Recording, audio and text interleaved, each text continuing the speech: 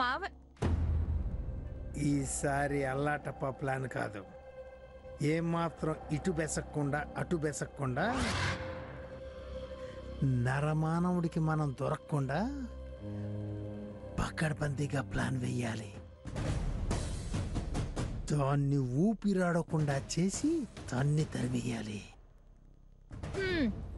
అది ఇంటి దగ్గరికి వచ్చిన కాడ నుంచి ఇలా అంటూనే ఉన్నావు. అది బావతో మనం చూస్తుండగానే నిశ్చితార్థం చేసుకుంది.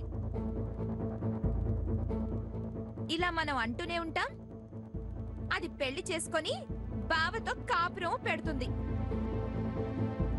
అప్పుడు ఇలానే నువ్వు తాడు పేరుతూనే ఉంటావు. చివరికి మనం నువ్వు పేంతున్న తాడుతోనే మనం ఉరేసుకోవాల్సి వస్తుందేమో అనిపిస్తుంది. ఏంటమ్మా మాటలు? దాని దయే నిన్న నీ బతుక్కి ధర్మభిక్షం అయ్యింది.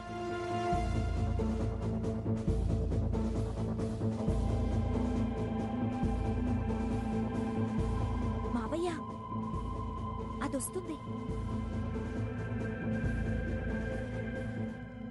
లేక ఏ నీకు భయపడాలా?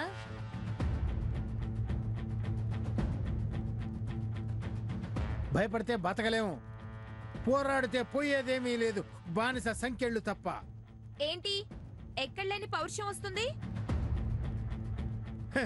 24 సంస్థానాల్లో విస్తరించి ఉంది మా వంశం. ఇంటి పేరు మార్చుకోబోయేదానివి నీతో మాకు పనేంటి? మా వంశ పరువు ప్రతిష్టలు కాపాడాల్సిన బాధ్యత నా మీద ఉంది. చూడు, ఇక నుంచి నీ పిచ్చి ప్లాన్లు పిచ్చి పథకాలు ఆచరిస్తూ నడవాల్సిన కర్మ నాకేం పట్టలేదు. ఏదైనా మా కాబోయే కోడలు ధరణి మాటే వింటాను. తను పెట్టిన భిక్ష ఈ జీవితం. ఇక నుంచి నీ ఆటలు సాగవు, సాగనివ్వను. ఏంటి ఏదో కొత్త నాటకం మొదలు పెట్టినట్టున్నారు? అమ్మా ధరణి, ఎప్పుడొచ్చావమ్మా? ఎక్కడికి వెళ్ళొస్తున్నావమ్మా? మీరు ధరణి పెట్టిన భిక్ష ఈ బతుకు అన్నప్పుడు.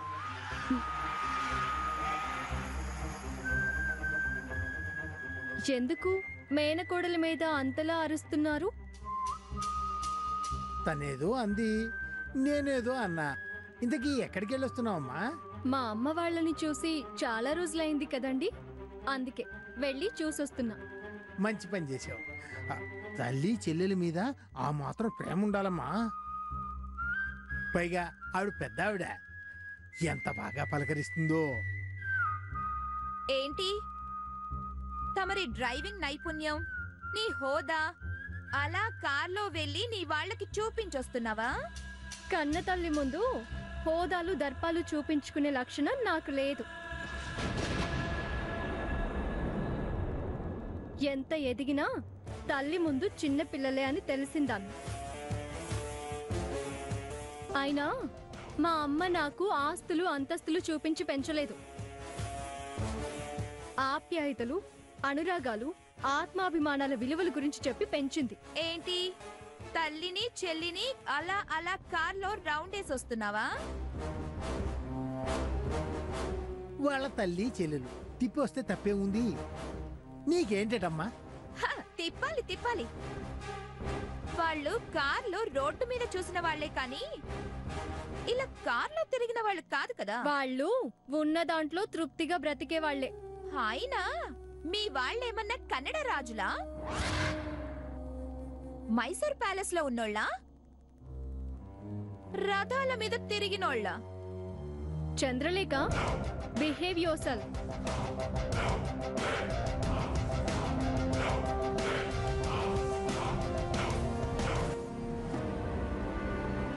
చంద్రలేఖ, ఇప్పుడు మనం సైలెంట్గా ఉండాలి. మన పని మనం చేసుకెళ్ళాలి కానీ రెచ్చగొట్టకూడదు.